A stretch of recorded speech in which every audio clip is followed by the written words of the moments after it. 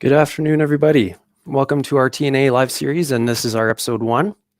I'm going to give you a brief introduction as to what we're doing here, and I'm not actually your presenter today, and Jean-Guy is going to be presenting pretty soon, but I'm going to start off with an introduction and let you know what we're doing here. So basically what we're doing is we're offering these seminars live online, interactive. You can ask questions throughout. We normally do these seminars in person. We prefer that. We like to see people's faces in the room. But obviously right now with the state of affairs, we are changing the way we do things.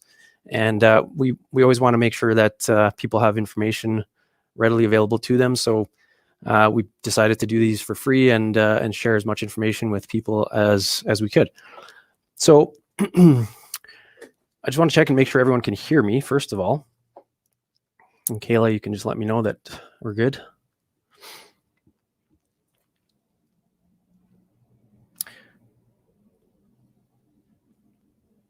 Okay, so as far as how these are going to go, really we have a bunch of topics. We're going to discuss things once a week. We're going to have one of these presentations.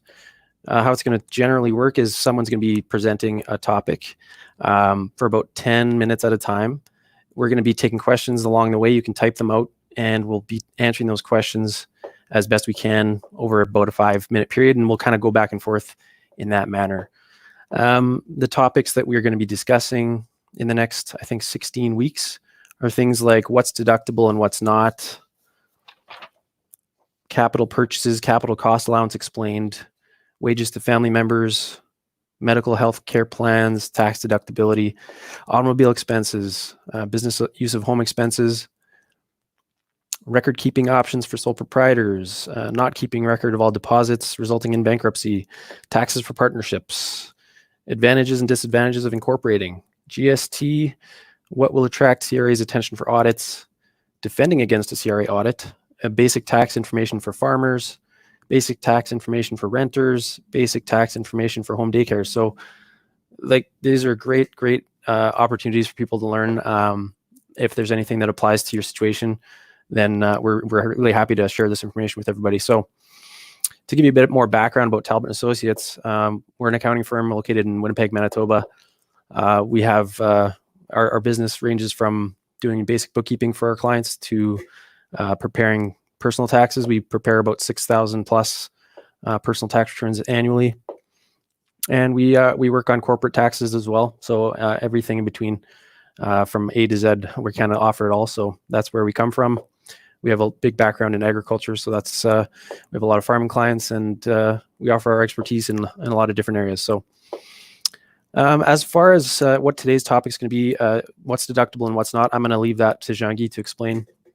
What I want to talk about for a bit is with COVID-19 and all the different things happening, the government has introduced several measures, and we thought it would be good because we're getting a lot of questions about these things. And I could briefly share a bit of information about the main measures that are being offered by CRA and by the government. And so I'll briefly talk about them and just be warned that they are ever changing. Since they were announced, I think it was March 18th, that they were going to come out with some measures. Almost daily, something's going to change with these things. So one day you might not qualify for one thing, and the next day you might. So the main measure for individuals that I want to talk about was the CERB benefit, and this is essentially, it's similar to EI. If you think about it that way, it's replacing income. If you were earning income as an employee or a self-employed person, it applies to you. And if you were unable to work because of COVID-19, originally they said, you're not earning any income at all. And this benefit could pay you basically $2,000 a month for the next 3 months while things are kind of in limbo. Now they've changed it so you can actually continue to earn some income as long as you were affected by the COVID-19 in some way, and it reduced your amount or your eligibility to work. As long as you're not earning more than $1,000 a month, then you're still okay to earn the CERB. So that's the main benefit available for individuals. And the nice thing there is it's not like EI where You have to pay into EI to be qualified for it. In this case, like I said, self-employed individuals as well as employees can get that benefit. As far as a couple of benefits that they've put out for businesses, this is the next two big ones that are out there for either corporations or even non-incorporated businesses. If you have wages and you pay employees, there's a couple of opportunities to get some of that money back. So the first one was it's a 10% wage subsidy. That wage subsidy, essentially how you claim it is if you're paying employees, normally you're taking off source deductions from their paychecks and remitting it the next month. You basically just reduce your next source deduction payment by 10% of the wages paid in the prior period. So essentially you're getting 10% of wages paid to employees as a reduction, and you're saving that on that remittance. The last one on the business side for the wage subsidies is a 75% wage subsidy. That's called the Canada Emergency Wage Subsidy. And the way that one works is you have to actually apply for it. And so essentially to qualify for this one, you have to have a shown reduction in your revenues. And that means your total sales for that month. And there's a more specific calculation, but generally speaking, you're looking at 1 year over the next. So March 2020 compared to March 2019 sales. If your revenues declined by more than 15% in that month, then you qualify for a 75% subsidy. Now, what you get basically is 75% of wages paid. I'm just oversimplifying this right now. There's a lot more to it, but essentially what they're doing is they're giving back 75% of the wages to the employer to cover, for people who are still operating and still had employees and costs for that matter. So there's been a lot of questions about those, and like I said, we're kind of here and we're trying to keep up with all the changes that are being made on that.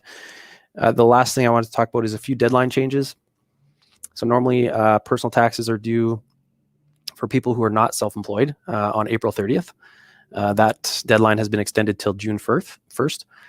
Now, as far as taxes owing goes, if you owe taxes, normally again they're due April 30th.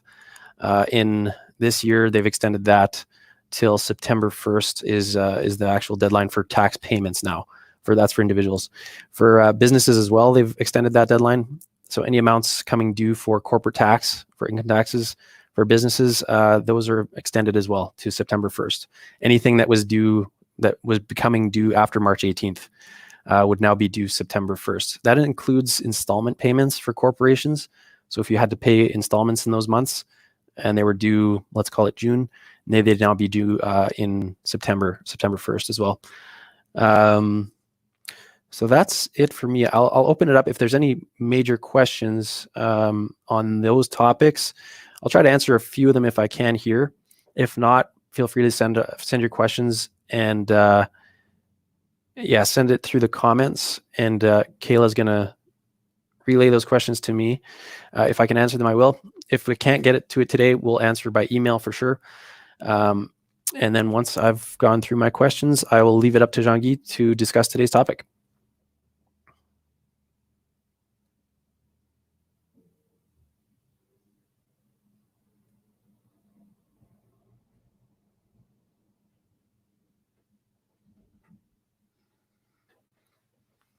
So I don't see any questions. I assume that there are none for me. So I'm going to okay, now I hear Kayla. No questions at this time. No questions at this time. That's perfect. I've done my job. Okay, without further ado, Jean-Guy Talbot is going to be a presenter of today's topic, what is deductible and what's not. So I'll leave him to it, and everybody have a good day.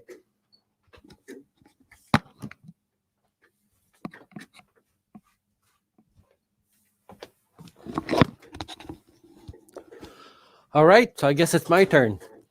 Before I get started, I'm going to maybe take just a second to introduce myself. So my name is Jean-Guy Talbot, and I am the founder of Talbot & Associates. So I've been doing taxes now for the better part of 30 plus years. One would think that after 30 years of doing taxes, personal and corporate, I would know it all, but no, there's always so much to learn. Plus the rules are ever changing. And so it's a challenging thing to just stay on top of it. So what we're going to do today is I want to go over what's deductible and what's not. And this will be true whether you are a corporation or not. And so basically it's for all business owners, so you know what you can do. One of the things before I get started going down the list of what's deductible or not is to just touch base on the fact that if you were to read the Income Tax Act, you would notice that the Income Tax Act is not 100% clear. It is a little bit vague on many items. So a lot of what we learn as tax preparers as to what you can and cannot do is not always derived from the Income Tax Act, but rather from the court cases.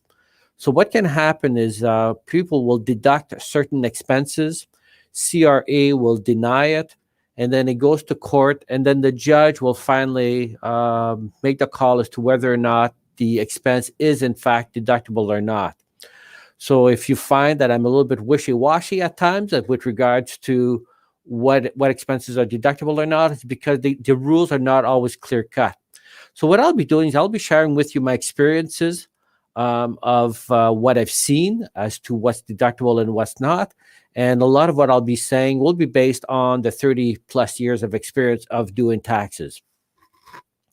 So the rule as far as what is deductible and what is not is really based on whether or not you can prove that the expense was incurred to earn income or not. So basically, whenever you go to the store and you buy an item, whatever that may be, and you buy something, the question you should be asking yourself is, can I prove that this expenditure that I just made was somehow necessary for my business, for me to earn this revenue? And if the answer is yes, then it's clear cut, the expense is tax deductible. So you go to the store and you buy yourself a pen and you decide whether or not you should claim this pen that you just bought. Then the question is, well, is the pen a necessary tool for me to operate my business? And you're going to say, well, yes, I need a pen to write down notes or whatever. So therefore, that makes the pen that you just bought deductible. So that's question number one. Is the expense a necessary evil for the business that you're in? Second question is, if you can answer yes to this question, it also makes it deductible. And that second question is this expenditure somehow contributing to the profitability of my business? So for example, business cards, not absolutely necessary to have business cards. So one could argue, well, it doesn't pass the first test that is really necessary. But is having a business card going to somehow contribute to increasing the profitability of my business? And if I can answer yes to that question, then it makes it tax deductible. So again, the two questions that you need to be able to answer yes to is it a necessary evil for my business, or is it something that will somehow help increase profits or increase revenues? So one of the best ways to really capitalize and make that point and understanding what's deductible or not, I find, is to actually go down a list. I've got a generic list here that I'm going to share with you. And then, like I said, in a few minutes, we're going to stop, see if there are any questions, and proceed from there. So the first thing that is, and the list, by the way, I'm going to be presenting to you, you can find on our website. If you go to talbotcpa.ca, and the list that I'm going to be going down is in alphabetical order. So we'll proceed with first one being administrative fees. So if you hire someone to help you with all administrative duties, that would be tax deductible. The second one is advertising and promotion. And a lot of people will equate advertising and promotion to just an ad you put in the paper or things like that. But advertising and promotion goes well beyond that.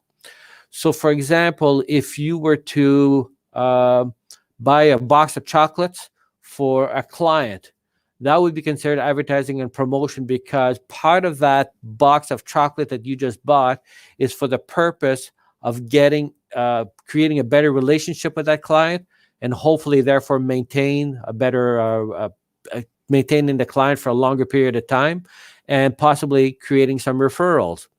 So anything that you do that will improve the relationship with your clients would be considered as advertising and promotion. And by the same token as well is anything that you do to make you feel, or rather look like, a good guy, that would also be advertising and promotion. Bank charges. So one of the things I always recommend is whenever somebody starts in business is that you have a separate bank account for your business. And for several reasons, and in one of the future episodes, we're going to talk about how to do bookkeeping for your small business. And in that episode, one of the first things we're going to recommend is you get a separate bank account for your business. And it goes without saying, therefore, if you have a bank account for your business, all bank charges on that bank account would be tax deductible. But the bank account has to be business related. Business taxes. So business taxes for those of you who are paying rent in a city like Winnipeg. So as soon as you start paying rent, the city is going to hound you for some money.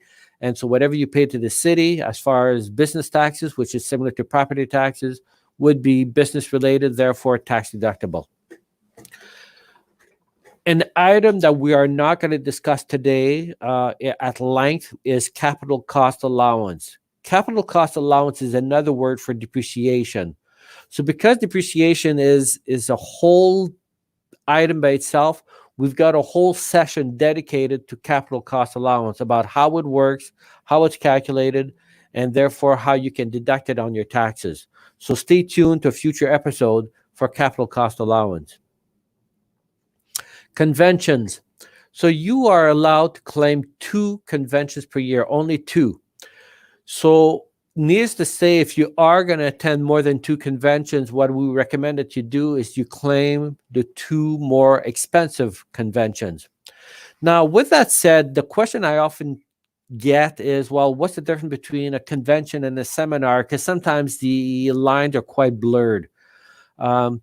I've always maintained that if you are going to attend conventions where you're learning a lot and you're saying, well, I've already claimed the 2, I would be very open to claiming the other conventions and claiming them as seminars if it's a place where you learn a lot about how to create a better business. And so because I find that the lines are quite blurred between conventions and seminars, I would be sure to claim all of it. And I'd say most auditors would be quite open if, like you said, that you can prove that the convention was really for the purpose of you learning and having a better business. Even if you have capped out on the 2, odds are pretty good that the auditor will let it slide and let you claim the other conventions that you may have. But just so you know, the rules are limited to 2 per year. So to be on the safe side, claim the 2 more expensive ones as conventions, and then consider claiming the other ones as seminars or learning opportunities. The next one is dues and subscriptions. So most businesses will have lots of dues and subscriptions of all kinds. It'd be the way of licenses, permits, and whatever. But it also includes dues and subscriptions to software. So those would be obviously tax deductible if the software obviously is related to business. But dues and subscriptions would also include things like the Winnipeg Free Press and the magazines and things like that. So some of you may say, well, I'm not too sure how the Winnipeg Free Press would tie into the business part of my operation. How can I claim that me being subscribed to the Winnipeg Free Press somehow contributes to my business? I think anybody who's in business would agree that a good portion of creating business is to create a relationship with your clients. And part of creating a relationship is have something to talk about. And what better place to discover things to talk about than what's happening in the Free Press? Also, keeping in mind that the Free Press always has a business section that has all kinds of really good information that I think are really beneficial for business owners, because it has all kinds of tips of all kinds in the Free Press. So to be able to argue that the Free Press is a business expense, I think is a slam dunk. Where it becomes a bit more difficult are things like Reader's Digest, Maclean's, and other magazines that may not be quite as clear as to how it's business related. But even in those cases, as long as you're not overdoing it, I think it would be very much arguable that those magazines could also be deductible, especially if you have a place of business where you have a waiting area. Then in which case, it's, in my opinion, a slam dunk, because you would probably put those magazines and papers in your waiting room for your clients to read. Therefore, that is fairly straightforward. But even if you don't have a waiting room, I've gotten quite a bit of business, I think, by creating a relationship just from what I've read from things from Reader's Digest and Maclean's and other magazines. So with that, I think there's a good argument to be made that most dues and subscriptions that you might be subscribed to would be tax deductible. Insurance. So here we're not talking about car insurance, nor are we talking about house insurance. We're talking about insurance that's directly related to your business. So in other words, if you have liability insurance for your business, or insurance that's directly related to your business, so you're insuring your business assets, that insurance there is fully tax deductible. And as far as car and house insurance, we'll be covering that in another section, because you can deduct a small portion of it, but not all of it. So those are things that that we'll be discussing at a future episode. Interest. So in order for interest to be tax deductible, the interest has to have been incurred on a business loan. So if you go out and you buy yourself a $100,000 tractor for your business, a backhoe, whatever that piece of equipment is, but the business loan was taken out to buy a business asset, then that loan will be determined as being a business loan. And as soon as that is considered as a business loan, all the interest you pay on that loan is tax deductible. Now, here's a neat strategy that can work really well, and this works really well, especially if you're not incorporated. If you are incorporated, it can also work, but it takes a little bit more finesse to make it work. But if you're not incorporated, there's a strategy out there called cash damming, and it is allowed by CRA. And what cash damming means is that if you're in business and now you have a client that pays you, say, $10,000, there's nothing to prevent you from taking that $10,000 that you've just received, take it out of the business, and pay down personal loans. Now, needless to say, if you keep doing that and you do it over and over again, you keep drawing out all the cash out of your business, you will bankrupt your company. However, what you can do is then go back to the bank and say, look, I just received $10,000. I put $10,000 against my house. I now have more equity than I did yesterday. Can I borrow against this equity for my business so that I can pay off all of my business expenses? So basically, you take money from the company, you pay Peter, and then Peter steals from Paul to pay you back to pay down your business expenses. And so what's slowly going to happen is you're going to be getting rid of all of your personal debt, and your business debt is going to continue to rise. So most of my life, if you were to look at my balance sheet, you would see that Jean-Guy Talbot is extremely well positioned. I had no loans to speak of. The house was paid for, cars were paid for, everything was paid for. However, the business was indebted to the teeth. So the beauty of that is all of the interest I was paying on all of my loans were now tax deductible, versus most people where they have most of their loans outside of a business, therefore not deductible. So what you want to do is try to get rid of all of your personal loans and replace them with business loans so that you can deduct the interest. And even if the interest is slightly higher in a business loan, it's still advantageous, because you got to keep in mind is that if you can take an expense such as interest and you pay $1,000 worth of interest, by making it deductible, you're basically having the government pay for a third of your loan interest. So that $1,000 now goes down to only being $700, because the $1,000 will have saved you about $300 in taxes. So if you take a look at the interest rate, if you get 5% interest rate on a business or 4% personal, you're still better off paying 5% through the business, being able to deduct it, than paying 4% personal that you cannot deduct, because you are in fact saving yourself by 25%. So at this point, we're going to ask if there are any questions out there, because I'm about a third of the way through, a little bit more than a third of the way through of my presentation. Anything out there? Hey, Jungi. Hey, Gayla. How you doing? Good. All right. So our first question here is specifically about the internet and how it's deductible. Okay. So actually, that was the next item. It was the internet. So you read my mind. So the internet, what's really interesting about the internet is I don't think a business can operate without the internet, because most communications are done by email. Research, much of the business research will have been done through the internet. So how can you then say that internet is not deductible?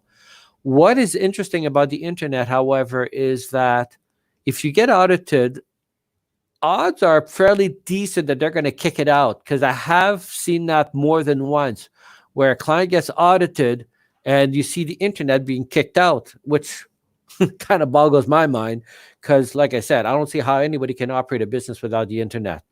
But we have had so far 100% success rate in kicking it back in. So CRA is going to kick it out. We go to appeals. We work to have it kicked back in. And so far, we've had 100% success in kicking it back in. Any other question? Absolutely. Second question is about vehicles used for personal and business use. Okay. So that's something we're going to be discussing at another date. I think it might even be the next session. I'm going to have to check my schedule. But stay tuned.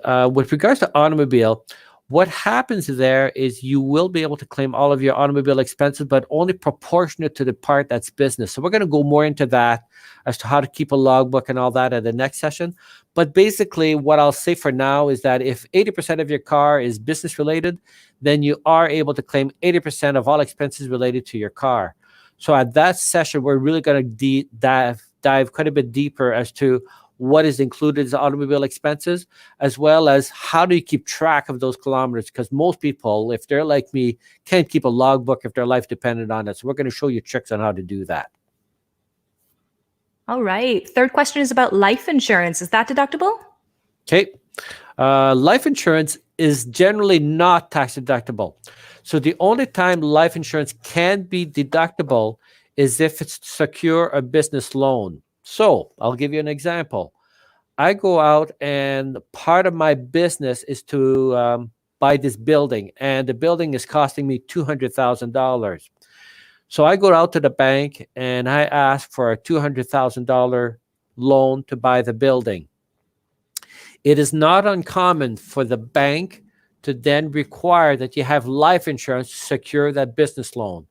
So if the business loan requires that you have life insurance to secure the business loan, then the portion of the business of your life insurance related to the business loan would be deductible.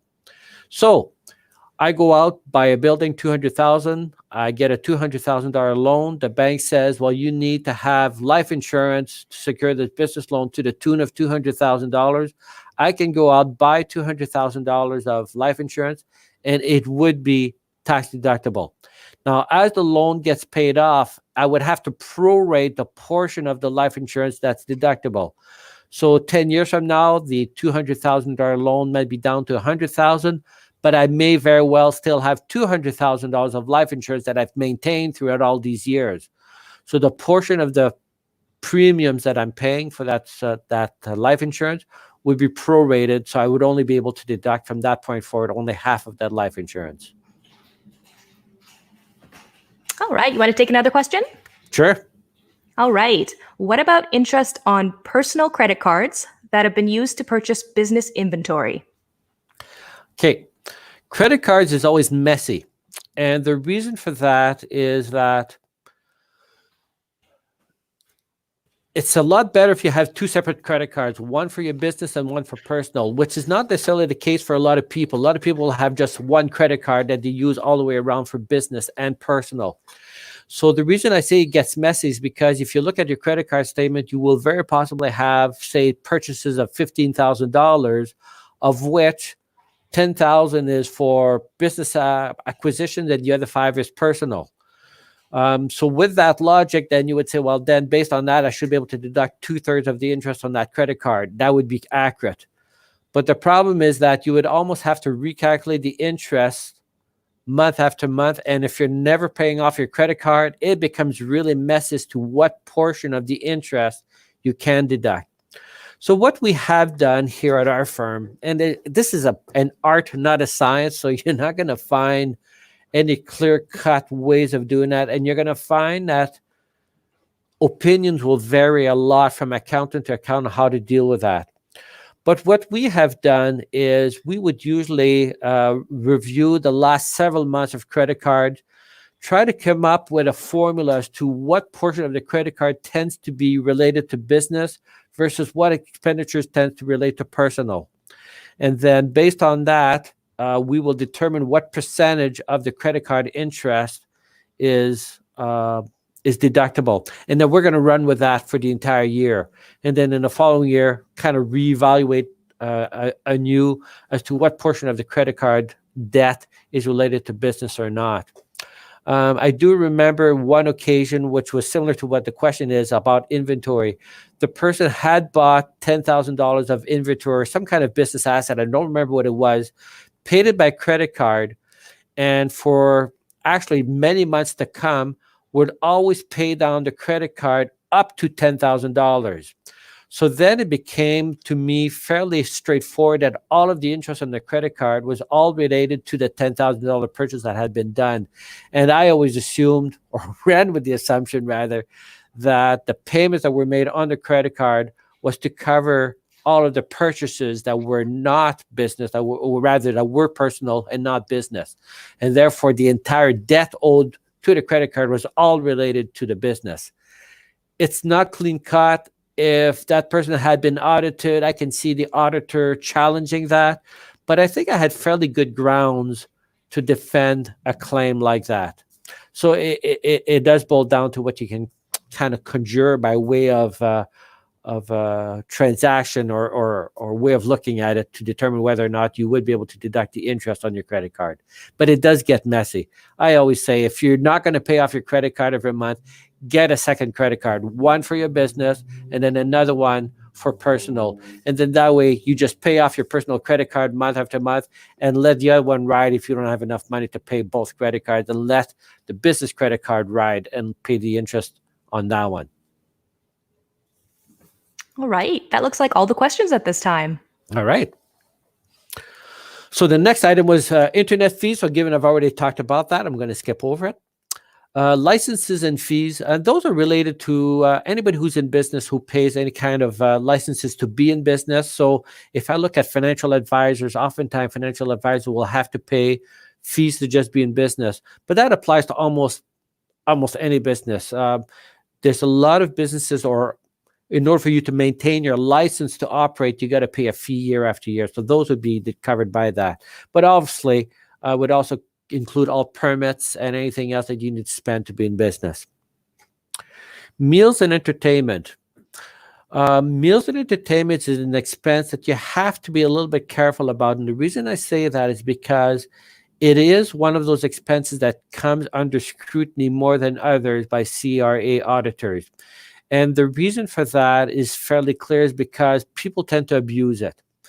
And so, first of all, let's go over the rules, and then we'll talk about what is abusing meals and entertainment. So meals and entertainment is for any amount spent at a restaurant, as well as any kind of entertainment kind of thing. So if you bring someone to a hockey game, a football game, baseball game, that would be considered entertainment as well. So whenever you take a client or a potential client out to dinner or lunch or coffee, or out to a game, a baseball game or something like that, you can slide that expense into your business and say it was a business expense. But the thing with meals and entertainment is it's only 50% deductible, regardless of how many people you brought along. So some people say, well, what if I bring 6 people and I'm only eating 1/6 of the meal? Well, it doesn't matter. The meal is still 50% deductible. So where I find that there may be abuse, and where you can kind of draw the line as far as what makes a meal deductible or not, is when I see people who are generating, say, $100 or $200 of business, like $100 or $200 of business, and have like $3,000 of meals.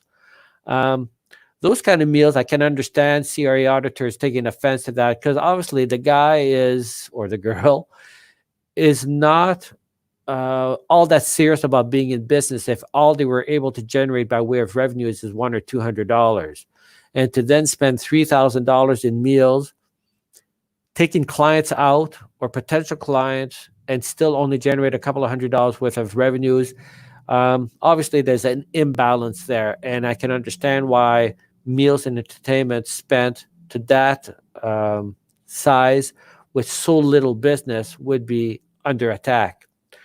So how about a business who's earning, say, 100 grand? Well, if you're making $100,000 of business and it's growing all the time, then I'd say it's fairly safe to claim a few $1,000s of meals, because obviously if you're generating that kind of revenues and your business is always increasing, that means that you're probably quite successful with your meals in convincing people to either continue dealing with you or to hire you as a business. The other thing about meals is a lot of people will say that unless you're taking a client out to lunch, that it's not tax deductible. So in other words, you got to write down who it was that you took out to lunch. Well, that's not entirely true. If the meal was incurred in the process of doing business, it is deductible. So for example, I've got clients all over Manitoba. So if I happen to travel all the way to Dauphin to meet clients, and while I'm there, I'm having lunch between clients, I might be eating alone, that meal that I'm having, or those meals that I'm having in Dauphin, would also be considered tax deductible, because I met a client in the morning, had lunch, met other clients in the afternoon, had dinner, met more clients in the evening, and then came back. Well, I wasn't going to drive all the way back to Winnipeg to have my meals at home. I was definitely going to have that meal in Dauphin. So if the people say that you can only deduct meal if you take a client out to lunch, that's not entirely true. If it's in the process of doing business, you're good. And the other thing about the 50% rule, you got to keep in mind that I mentioned a few seconds ago that only 50% of the meal is tax deductible. But fact of the matter is that if you are allowed to have 6 meals a year, where if you're inviting the entire staff, that meal would be tax deductible. So for example, if you're taking all of your staff out for dinner at Christmas, that meal would be 100% deductible. So you can pick up 6 tabs a year and claim those as 100% deductible, as long as it's for your team or your staff and that they are all invited. So what I tend to do, we do more than 6 a year where we pick up the tab for the entire team. So we're going to pick up the 6 most expensive meals and claim those at 100%. Office supplies is the next one. Well, office supplies are fairly slam dunk. Obviously, if you're going to be in business, pretty hard to run a business without having 0 office supplies, even in this paperless world. Private healthcare premiums. That is relatively new and wasn't deductible when I first in practice, and it came on board several years ago. And private healthcare premiums is deductible as long as it's to cover your team. It is more questionable whenever it's to cover the owner and only the owner. So you got to be very careful with those.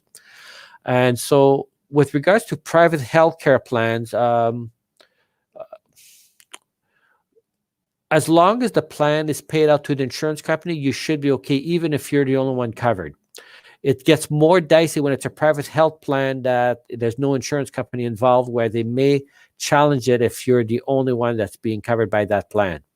So generally speaking, if you're subscribed to the Blue Cross and you're paying Blue Cross X amount of dollars each month for medical, you can claim that as a business expense. And actually, we're going to have a whole session on that coming up in the next month. Professional fees. So that professional fees is usually considered as being legal and accounting fees.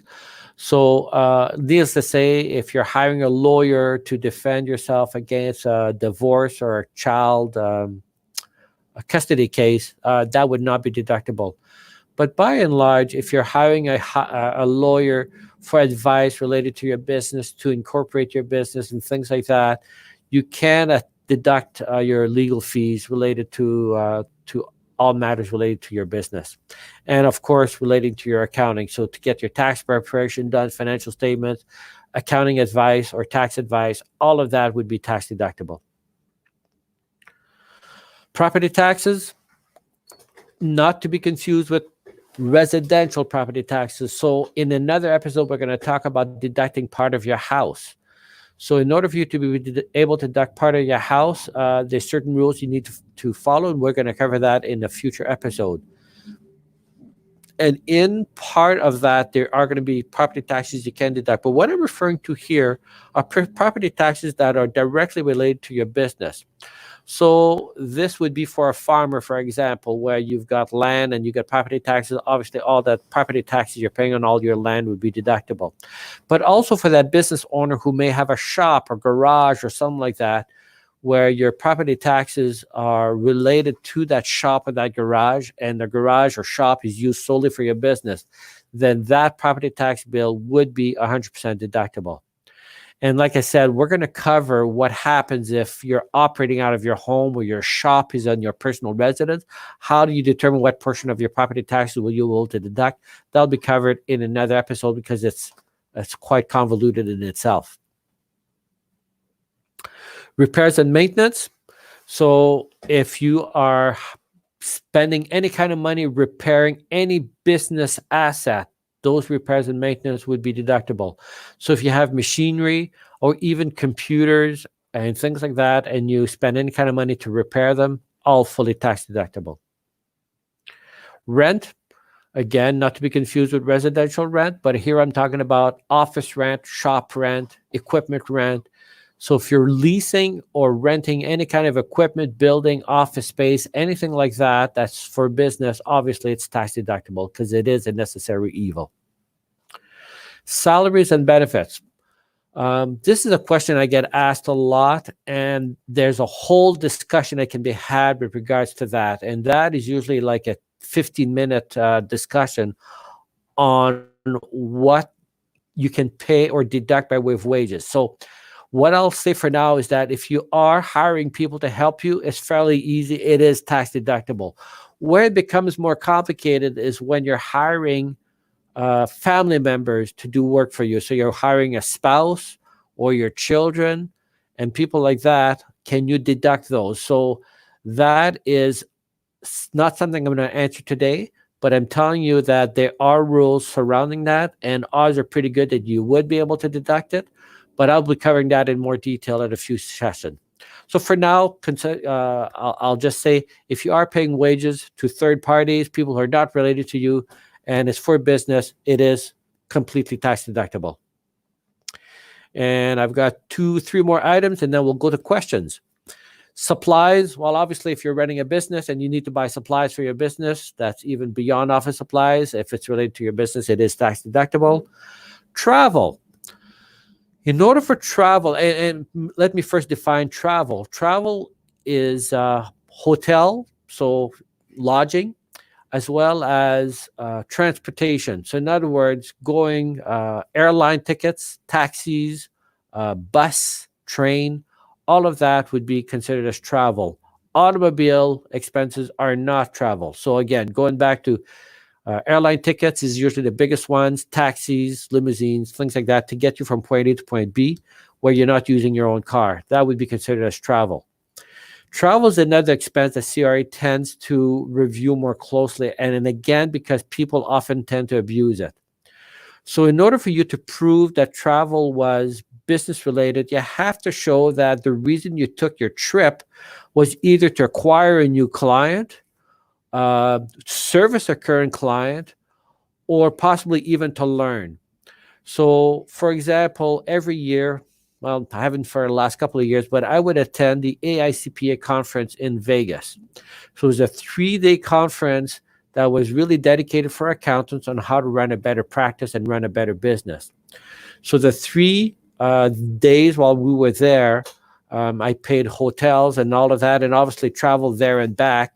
So all of those traveling expenses were considered as a business expense because of the fact that I was, in fact, going there to learn how to run a better business. So you have to prove that there was a business purpose to your trip. And something that I've seen often missed, like for farmers, where they're going to go out and they're in Manitoba and they find this combine out for sale in the other end of Saskatchewan. So they're going to take a trip, travel all the way past Saskatoon, check out the combine, and they're going to sleep overnight because it takes a whole day to get there. And they're going to sleep in Saskatoon and travel back. And then they're wondering, well, can I claim the hotel room while I was in Saskatoon checking out the combine that I was looking at buying? The answer to that is absolutely. But I would caution you to make sure you got proof that the reason for the trip was to check out the combine. So what I usually recommend is clip out that ad or print it or do whatever to show that you went to check out that particular combine that was close to Saskatoon, and thus the reason for that stay in that night in Saskatoon. And it goes without saying then the meals all the way there and all the way back would also be deductible for you to check out the combine. And those trip would be deductible regardless of whether or not you did buy the combine. And then finally, the last item I'll be covering is telephone. Several years ago, when I did presentation or tax presentations on taxes, and I would discuss telephone, what I used to say is that your home phone will generally be only partially deductible. So your landline, you'll be able to claim a small portion of it. And then I would usually say you could probably claim 100% of your cell phone, because it was very much arguable that your cell phone was 100% business. And so we would say that the landline was personal and that your cell phone was business. What's happening nowadays, however, is that many, many people no longer have a landline. All they have is their cell phone. So to be able to claim the cell phone at 100% would not be prudent and would probably not be deductible, because clearly, if all you have is a cell phone, some of the use of the cell phone will be personal. So to say that it's 100% business would not be true. Therefore, not 100% deductible. So what percentage of your cell can you claim? Well, it depends on how much business you're doing on your cell and how much to what extent are you using your cell for business versus personal. So the question I tend to ask my clients, if you were to take a typical day, you go to work at 8 o'clock a.m., you work till 6, and then you may use your phone from 6 till 10. So if you do the grand total, I should have added up before doing this presentation, but let's say it adds up to being 14 hours. Then you can say, well, 8 of those 14 hours are business. And in fact, most of the calls that I make are business related. And in the evening, I take very few personal calls. Then you could even push the limit up and say, well, 80% of the cell is business related. But then again, CRA is going to want you to demonstrate proof of how you came up with that 80% or whatever percentage you came up with. So they're going to take a look as to your usage.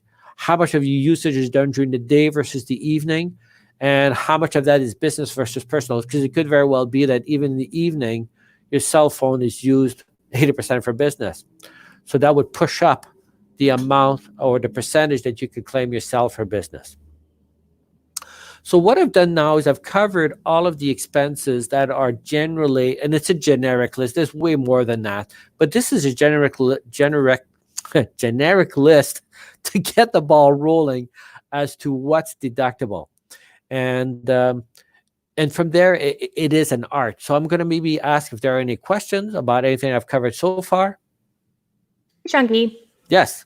So I think we covered a lot about staff, entertainment, and meals, but could you dive down a bit more into whether entertainment is covered for staff? Okay. Yes. So remember I said you can have 6 events per year where it is 100% deductible. So what I've seen people do is I've seen some employers where, to thank their team, they're going to really take their team out to a baseball game. So they're going to say, we're going to go out for dinner. Then after dinner, everybody's going to go out and we're going to go to a hockey game on me. I'm paying for it all.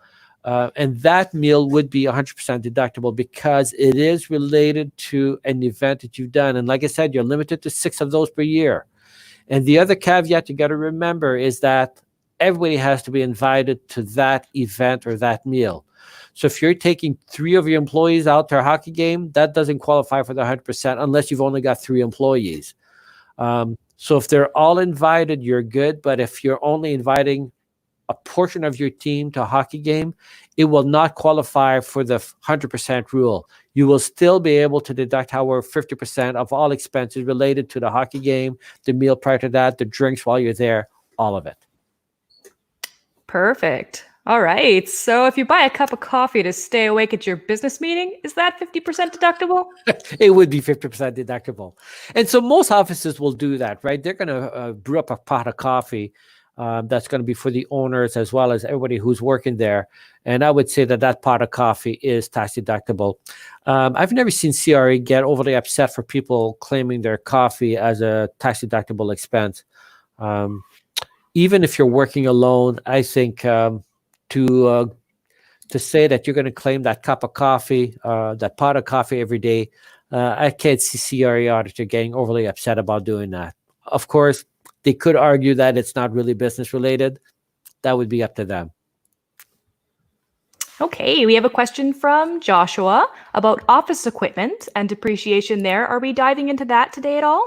Not today. We're going to talk about depreciation later, but I will say this much. If you're buying office equipment, 2 things about buying equipment is that, one, if you're buying equipment, you cannot deduct the full cost of the expenditure. So you're spending $2,000 on a new computer. You cannot claim a $2,000 expense on your tax return, but you will be able to claim the depreciation on the purchase of that computer.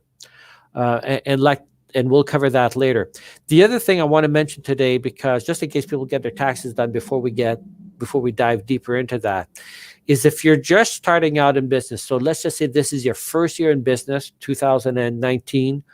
Odds are excellent that when you started your business, that you had assets that you owned prior to being in business that you are now using in your business. Those assets can be rolled into your business at fair market value and then depreciated in your business. So to give you an example to make it clearer, I go from being employed for somebody else and I decide to start my own accounting practice. And so I start off from my basement.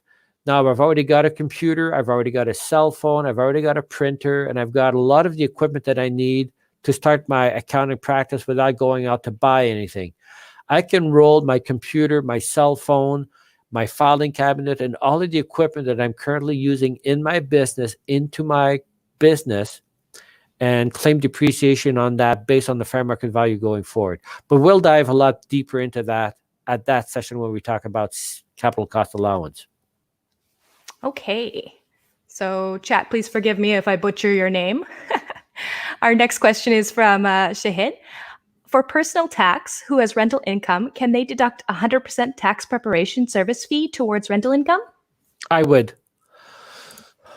I've seen some accountants reluctantly not claim it all. So in other words, if I do your personal tax return and I charge you $150 to do your personal return and then another $60 to do your rental, I guess it could be argued that only $60 is deductible. But I've never seen CRA take offense in us claiming all of the tax preparation cost. And simply because a lot of people would be able to do their own taxes, if not for that rental asset that they've got and not knowing how to claim that on their taxes. So I think you have a really good argument, and I would definitely claim it, and I would sleep well at night knowing that odds are excellent and it's not going to get challenged by CRA. So yes, I think it is deductible. Okay, we have a question from Danila. If you are on call 24/7 and your business landline is connected to your cell, so all your business calls, including after-hours calls, are redirected to your cell, I think, are both claimed there, or? In other words, your landline and your cell? The question's a bit unclear. I think she's asking if both landline and cell are deductible. Yeah. What I'd be tempted to do in that case is I'd be tempted to, because if you got a landline, it would be fairly easy for you to argue that the cell phone is 100% business. And I would tend to claim the cell at 100%.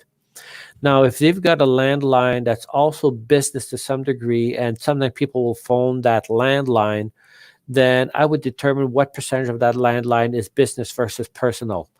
So, and because the landline is, according to Danila, is 24/7 open to business, I think you could argue that a good portion of the landline would also be deductible.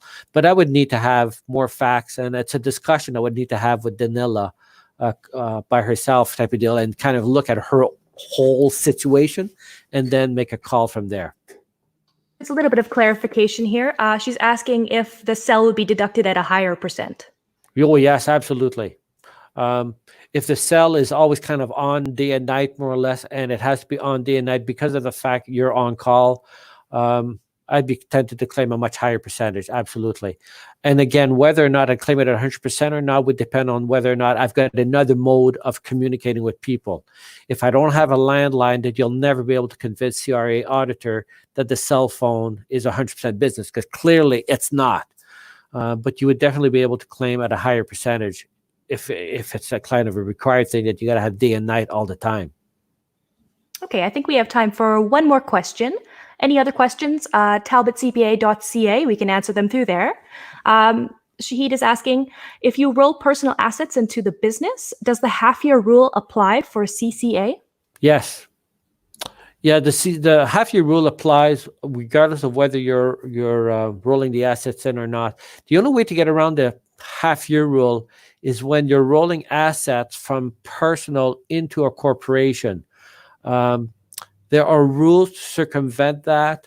I'm not going to get into that, but if you're talking about me having personal assets, rolling that into my business, then yeah, the half-year rule does apply.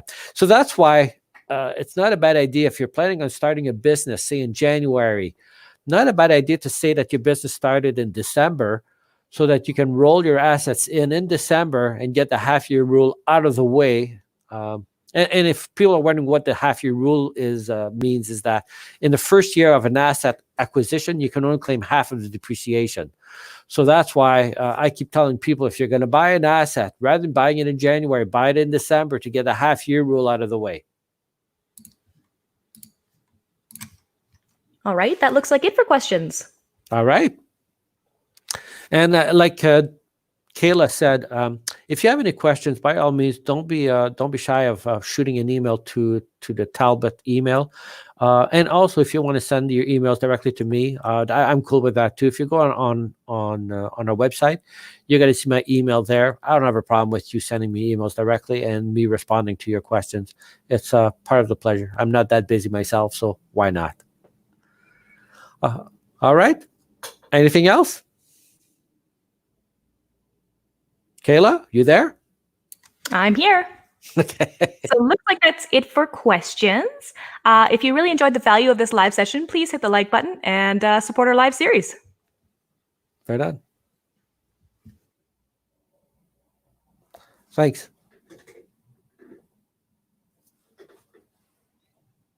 Do we sign off? How do we do this? I've never closed these many things off before. Rémi? Is that over? It's over. Okay, so tell them it's over. We've already told them. Okay. Okay, so it's good. Thanks. We'll see you guys. Bye-bye.